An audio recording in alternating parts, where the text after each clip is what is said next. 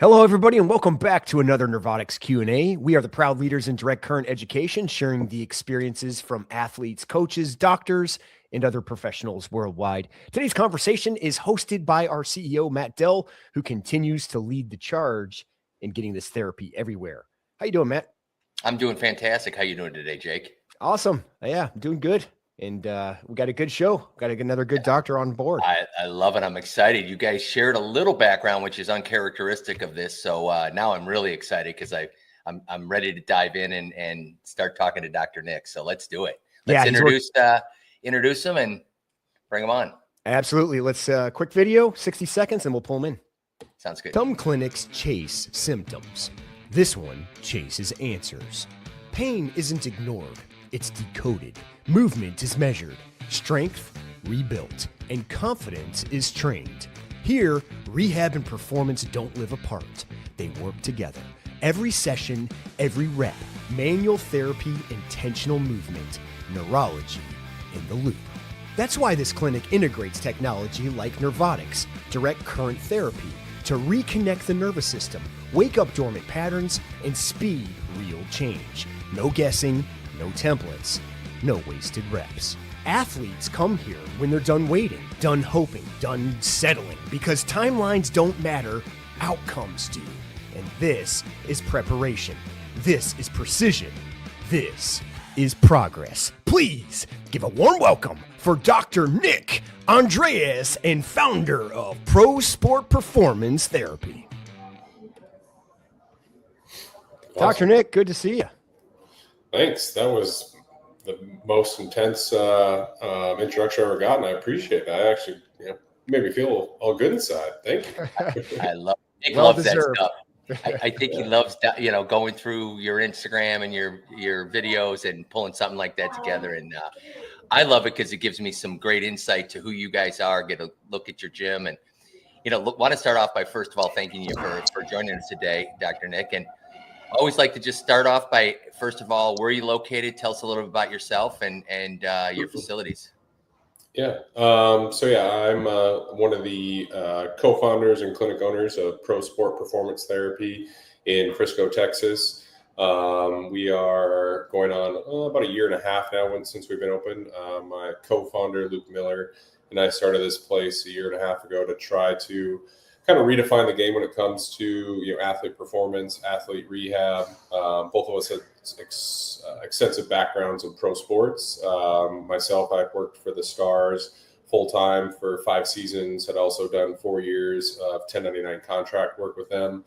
And then life happens. You have 3 kids. You have a wife that wants to work, and you're like, all right, we got to kind of shift the career path a little bit. And Luke and I have known each other for a long time, and I always wanted to do our own thing. We worked at a clinic way back in 2015, 2016, 2017 together. And we're like, we're making a lot of other people a lot of money. Why don't we do this for ourselves? And again, our big thing was, again, getting athletes what they need, giving, the athletes' needs come first, and whatever that looks like, whether that's what I can provide for them or what another practitioner can provide for them.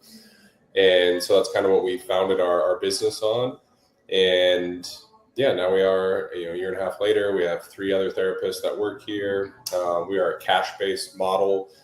We don't do insurance. We'll do some like professional work comp just with some of the athletes that we have relationships with or with their agents. But we treat across the lifespan. We don't just say you have to be a pro athlete despite our name. Anyone that has high-level goals, high-level aspirations, whether you're a marathon or a triathlon, high schooler, middle schooler, whatever that is, we're just here to, again, serve our athletes and give them what they need. And again, that's how we kind of came upon Nervotics and their product. And we've used it I've had the unit for over 2 years now. Luke himself also has a unit, and we're big fans of it. I love it. Well, we're going to go off track here because we have been debating this one question that I think you can answer for us. Who's tougher, NHL guys or NFL guys? Ooh, that's tough. Both tougher in different ways. I think the NFL athletes are tougher they can take bigger blows. I think the chronic acute loads that build up across a hockey season make those guys tough. And the ability to fight through facial injuries in hockey players is kind of wicked. Like, you knock a tooth out, we're still going back in and playing. So again, with my background in hockey, yeah, maybe biased towards that a little bit and what I've seen some guys play through fracture-wise. But again, don't get me wrong, some of those NFL guys are playing through some wicked injuries as well. Yeah.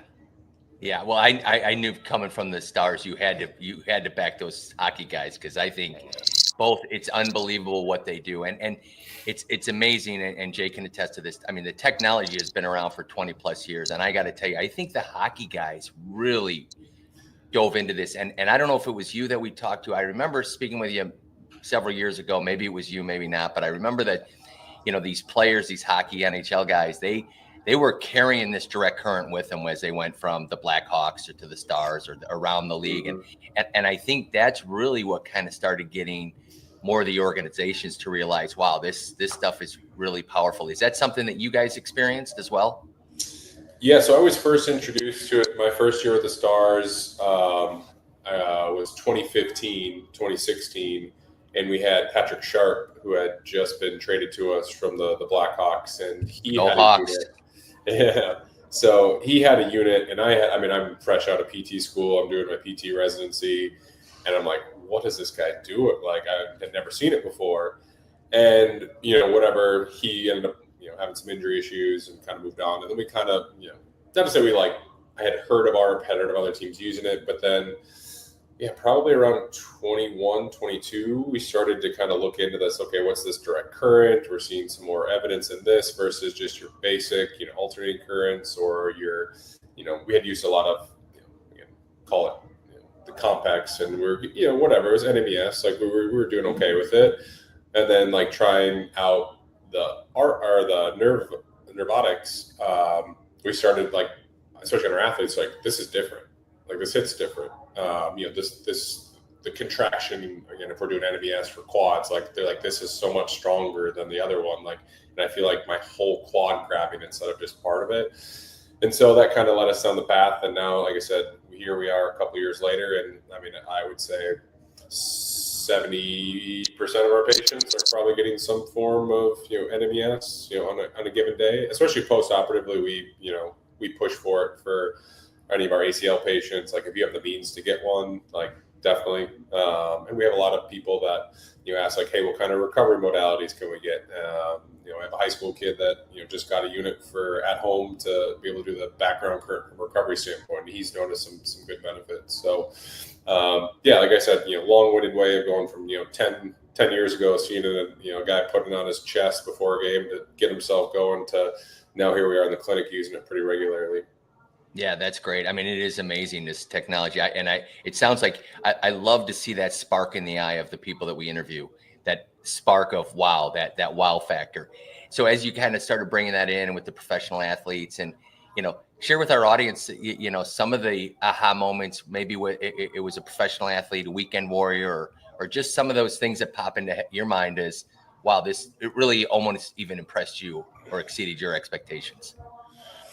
I would say, again, what we're finding from a arthrogenic inhibition standpoint with our ACL patients is probably where I've noticed the biggest kind of aha across it, depending on the way we set it up. But like I said, I have a kid right now. He's 5 weeks post-op ACL, and his quad looks like he's 12, 14, 16 weeks out. Like he's well developed. Like there's no inhibition. Like we haven't done any strength testing, so I can't speak to his actual force output. But again, his contraction is strong. It looks clean, and that's what we've noticed with a lot of our ACL. So again, I think that's kind of the biggest aha moment for me.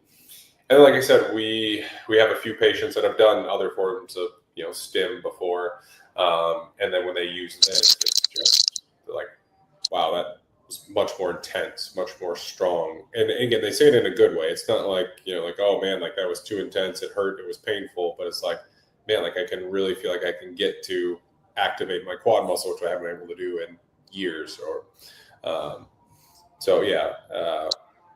that's kind of how we use it on a pretty regular basis, and that's what I've seen the biggest changes it. Just also we see a lot more of that. Like our main patient population is lower extremity. Just with my background in hockey, I see a lot of hip, a lot of knee, MCL issues, high ankle issues. And then we'll see a fair number of baseball guys coming back too, and we'll do some of the ARP while doing some of their arm care exercises just to try to overdrive that, especially with guys that may have been shut down for a period of time or coming back from like a Tommy John and they haven't been able to do much extra rotation exercises, and they like the feel of it. They like the getting a strong contraction and feeling tired and fatigued post exercise. Yeah, I love that. What are your thoughts on utilizing the technology for preventative maintenance, especially on ACLs and Achilles? And what are your thoughts there? Because obviously, after the fact, it's like, damn, why didn't I strengthen those areas? Why didn't I use direct current? What are your thoughts on that preventative way of using the technology to try to strengthen some of those areas, especially for these high level athletes? Yeah, so especially I like the for our adductor issues that we have with guys to kind of be preventative, or if they're going through like a mobility program, or if I know a guy has a history of adductor issues, we'll do a little setup across there and then take them through some dynamic movements.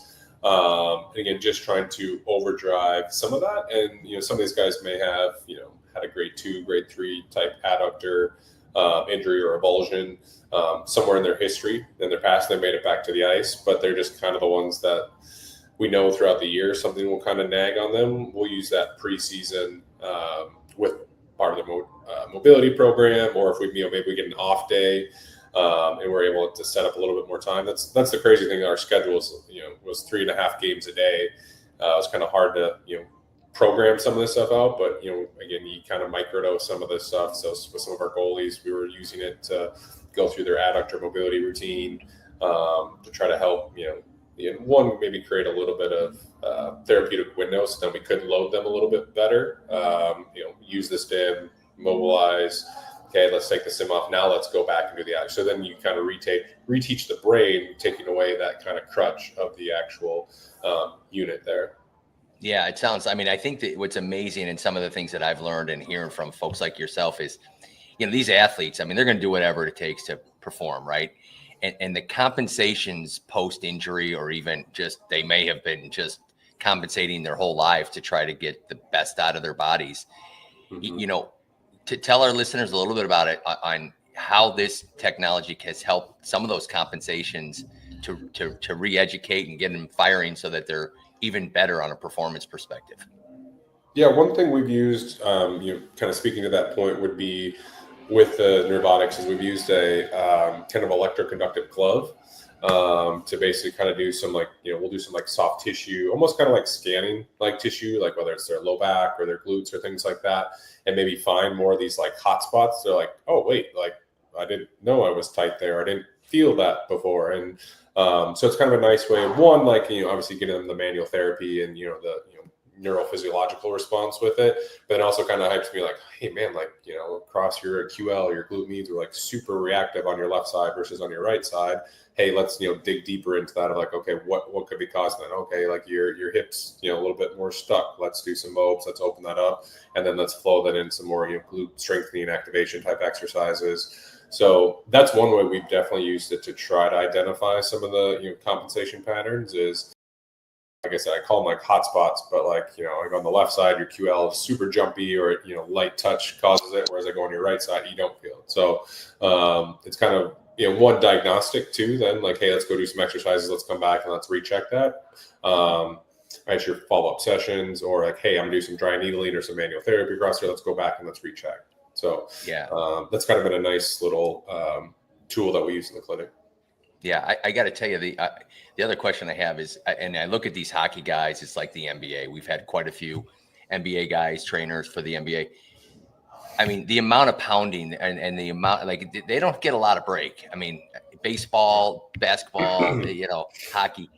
It's night in, night out, and they just have to, strap them on and get on the ice. So, yeah. Tell our listeners a little bit about recovery as a true NHL guy. It's no longer the old school where they get to go to the bar, have a few cocktails, and then think they're. I mean, that was probably more fun for those athletes, drinking, their cocktails without teeth. But now, these guys, good luck trying to get through an NHL season doing that. So tell our listeners from your perspective, being inside the NHL locker rooms, what are these guys doing to be able to perform on a day in and day out basis?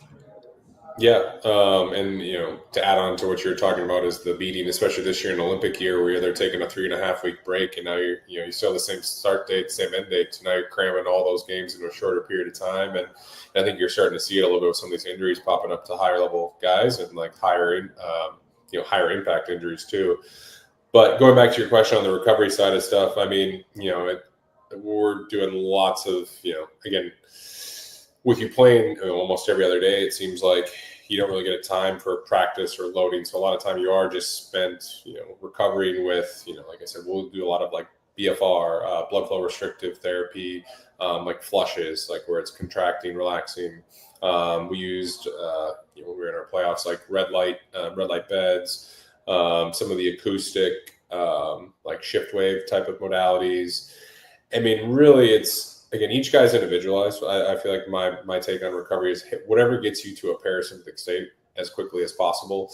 That's what's going to work for you. So we just need you to get to relax. We just need you to chill out after, the high anxiety, high pressure situations you were just in.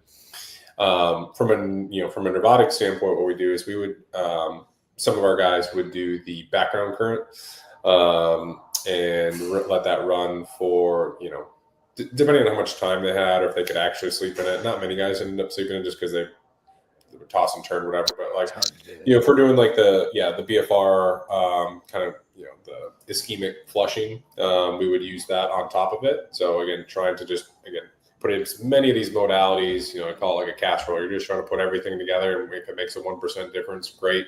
And then just get feedback from our guys and like, hey, yeah, I felt like this helped or this didn't help. But yeah, like I said, there's lots of different approaches that we would have for our guys, from a recovery standpoint. Yeah, it sounds. I love how you've integrated the over-the-counter device for patients or clients, and because it's so critical. Like, because you can only do so much, on a daily basis. But if you give them homework assignments and say, okay, let's do this for the individual you shared with us earlier. Okay, here's what I want you to do at home. Let's get this on blood flow. Let's do some light contractions. I need you to do this, X, Y, and Z.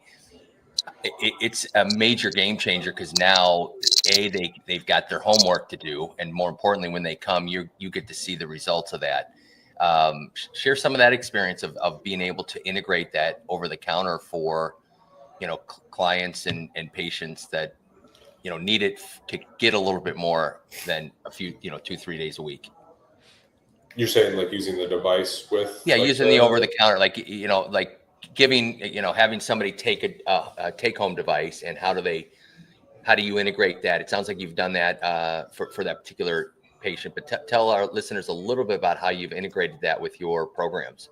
Yeah. So with some of our patients, like especially, I would say our high profile pro guys, and some of our elite high school guys, what we'll do is, especially if they're post-operatively, we have a loaner unit that basically they can rent, and take it home. Because again, one, I think the device is, again, powerful enough and worthy enough. I mean, some people might not be able to afford it, but at least I'm like, okay, I know you need at least 4 weeks of this at home to, again, get you on the right track, so that we can use it at the clinic when you come only twice a week. Especially we see some big swollen knees, that just can't do a quad set to save their life. Like, well, okay, let's get this on board for you at home when you're doing your straight leg raises, quad sets, all that kind of stuff, and kind of teach them how to use it. And then also teaching them, how to use, like in some of our fracture cases, or stress fractures, we'll send it with them as well. Teach them that background blood flow cycle. And again, patients seem to respond really well to it. They like how it feels. And so I would say that's kind of how we use it. We use it more as, like I said, like a loaner device. And it just depends on the case by case basis. If it's we're trying to go more after NMES, or we're trying to more support healing, or we're more trying to support recovery, on how we, dole that out. I love it. Well, I hope you're still running into those. You say some of those clients that can't afford it, but also you need to get a credit card on those high-end athletes, no matter what they make. They tend to be the ones that are the hardest ones to chase down. Get those teams that cover on their work comp, right? Yeah. Exactly. Yeah, we do a lot of that, but those That's are the hard ones. Like if we get any post-op, work comp, again, and I think our doctors are starting to come around to it too, like a little bit. Again, like they're the ones that we're putting in their notes, like, hey, we want the Nervotics, direct current post-operatively.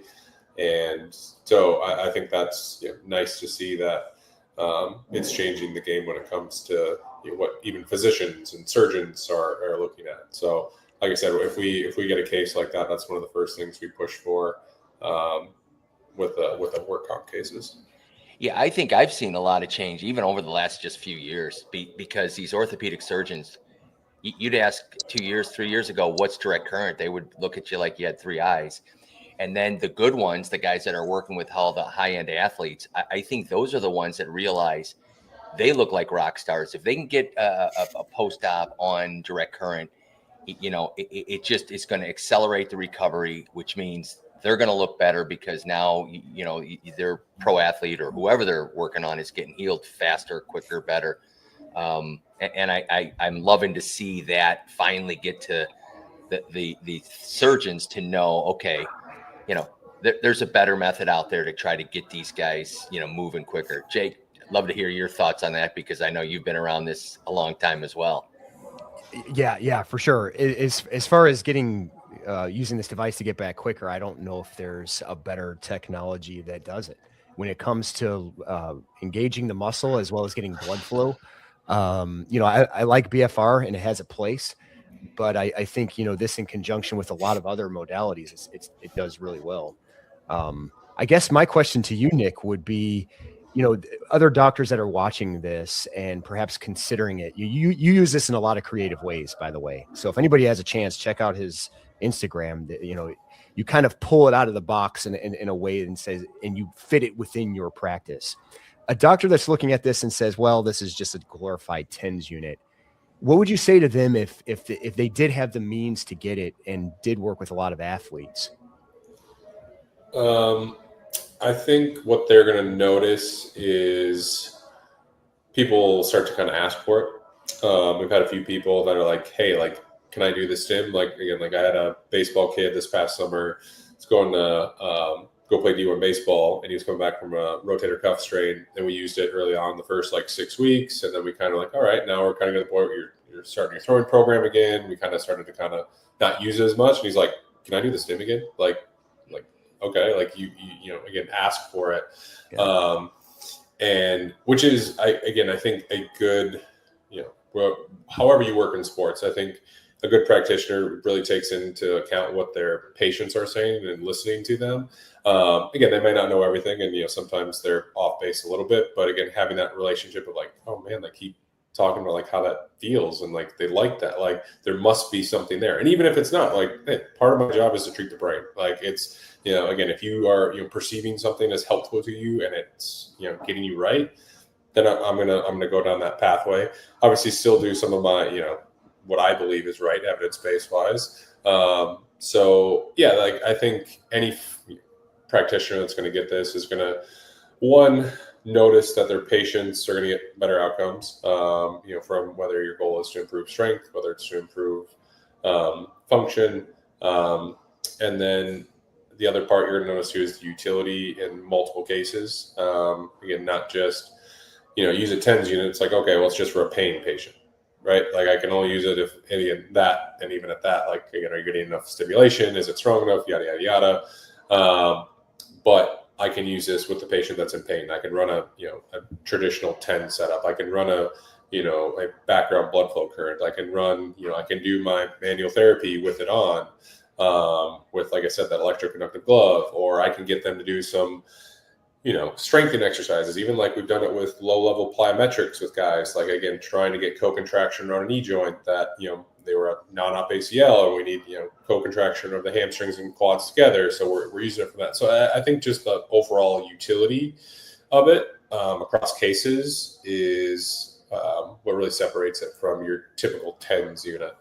Nice. Yeah, that's a great example. That's great. I also think, it's what we're seeing, and I'm sure you're seeing it as well. You start having success, and success begets success, which means I don't care if it's a high school athlete, coaches are going to see that outcome, and they're going to start, sending you everybody that's looking for better performance or recovery or injury prevention and or recovering from whatever injury. And I think that's probably what I've seen once somebody integrates Nervotics or direct current into their practice. It's like it's the best salesperson you could have because of the outcomes. Do you find that as well with your practice? Yeah. I definitely feel like again, we like to pride ourselves on giving the best to our athletes, which is, again, their success, their outcome, and supporting them in any way possible. And I think this device helps us achieve that. And I think, again, the success, whether it's, they may not say it's the device specifically, but it's a part of their journey and a part of their success. And I think their success, like you said, again, the strongest referral, again, being it's a year and a half, like I can try to do all the marketing I can try to, buy all the Facebook ads I want, but like the word of mouth referrals of, hey, this place is awesome. Like they did everything for me. They used all this technology and all this, cutting edge, modalities, Nervotics included in that. Like go check them out. And so I think, it helps us build a stronger word of mouth referral, which, like I said, like that's, again, especially as a private practice, we struggle in Texas with physician-owned practices where we can just send in-house. So we really rely on, again, providing a unique experience for our people when they walk in the door. And again, that's what part of Nervotics has helped us contribute to those people. And give our listeners a little bit of an example. Like, so let's say I've heard about you. I want to come in. How do you typically take on a new client? What's the intake look like? How do you educate them on, the process, what you're looking to do, and how you'll do it? Yeah. So, again, depending on how they, hear about us, a lot of it's just like, they have my number or our main phone line number. They'll give us a call like, hey, like I'm struggling with, I got a kid, it's just had sesamoidectomy surgery 5 months ago, and he's still struggling, like still having pain, still, can you guys get him in? And our big thing is we want to try to get people in quickly, and we also want them to see results quickly too. So we'll, again, in Texas, we have direct as a physical therapist, we have direct access. So we can see them right away without a physician referral. After 3 or 4 weeks, you have to get a physician referral at that point. So again, especially for us, like within that first 3 to 4 weeks, we really want to try to, again, if it's deemed like appropriate based on the way they present, get them some good outcomes early on, get them some success early on. I think that's what helps a lot of athletes early on is get them to feel good. Like let them leave your clinic feeling good and let them know like, okay, maybe I'm not as injured as I thought. Or like, kind of they start to like, again, compound good days. So you keep, adding that interest. And that's where you use like I said, the Nervotics to kind of help us get some of those early successes. But yeah, their first day of intake, we're doing, full workup. We have force frame, we have force plates, we have a 1080. So we have a lot of diagnostics that we'll use to kind of again track objective outcomes instead of just saying, this looks better or that looks better. Like we're actually trying to get numbers to show, again, especially athletes this day and age, they want to see a number, they want to beat a number, they want to progress towards that. Hey, we'll do your quad. I got a kid that's 8 months out ACL. We did his quad testing, was 25% deficit. Okay, let's do 4 weeks of some strengthening exercises, some BFR using the Nervotics, the direct current, and let's retest and let's reassess where we're at. And like I said, we've done that quite frequently with people and to get them good outcomes. I love it. And so how can people get a hold of you to come in and get situated with you? What's the best way to kind of follow you, reach you? Yeah, going through our website, prosportperformancetherapy.com. We just have like an intake form on there. You just fill out name, email address, and then after that, it goes to our main line, and then we'll reach out and try to get them scheduled within 24 to 48 hours. They can also check us out on Instagram at Pro Sport Performance Therapy. It's our handle too, and they can also send us a DM through that if they're looking to get in. But those are probably the two best ways to reach out. We also do have a phone number that they can look on our Google profile, and they can call the main line as well. I love it. Now I've got a couple questions, and these are going to be serious questions. Number one, first thing that pops to your head, best hockey fight you ever saw? It's got to be one of Jamie Benn's. Again, being a Stars guy, like he's, again, especially as a southpaw, you would kind of catch a lot of guys off guard with that. So yeah, definitely some of Jamie Benn's fights would probably go down as my favorite ones. Yeah, I love it. And then my next question for you is a tough question as well. But when you look at a pro hockey guy, or you're looking at, you mentioned the Olympics. Tell me your impression of, like, does everybody want to be on that Olympic team? Do these guys want to play for, Canada, US, or is it more of give me your insight and our listeners an insight to how truly awesome being on an Olympic, or is it more just of a grind? What's your thoughts on that? No, I think, there's a reason why they negotiated to go back. The NHL players negotiated to go back to the Olympics. They love that sense of pride playing for their country. And again, there's always that debate, USA versus Canada, USA versus Finland. Like, there's always in the locker rooms, and like you'll kind of see, especially like they've had the World Juniors every year around Christmas, right? And you'll never see, again, that athletes gamble, but like, hey, I got $100 that, USA beats Finland, like that kind of back and forth. And so, again, they definitely really care about it. And I think, obviously you saw the Four Nations last year, the USA, Canada first, 9 seconds. So yeah, there's definitely a sense of pride, a sense of nationalism, and they work, just as hard as that as if they were playing for a Stanley Cup. I love that. That's a great answer. Cause you always want to know that. I mean, you look at some of these things and you start questioning, okay, do they really want that? I mean, how could you not want to be representing your country? I mean, let's be real. That's a game changer, even though these guys have the accolades of the NHL and getting through, and the Stanley Cups and all that fun stuff. But, well, I tell you, Dr. Nick, this is, I'm very impressed with how you've integrated Nervotics and direct current into your practice. It sounds like you got a phenomenal facility down there. Very happy that you joined us today. I'm going to have to look up some of those fights you were talking about. That's intrigued me. But I appreciate it, Jake. Anything else to close today's show? No, just best of luck to you on your continuing progress of your company. You certainly deserve it. Just a quick look at your Instagram. You've grown a lot over a short period of time, and I can see why. Well, thank you guys. Appreciate you guys taking the time to hop on here. And again, thanks for the great product.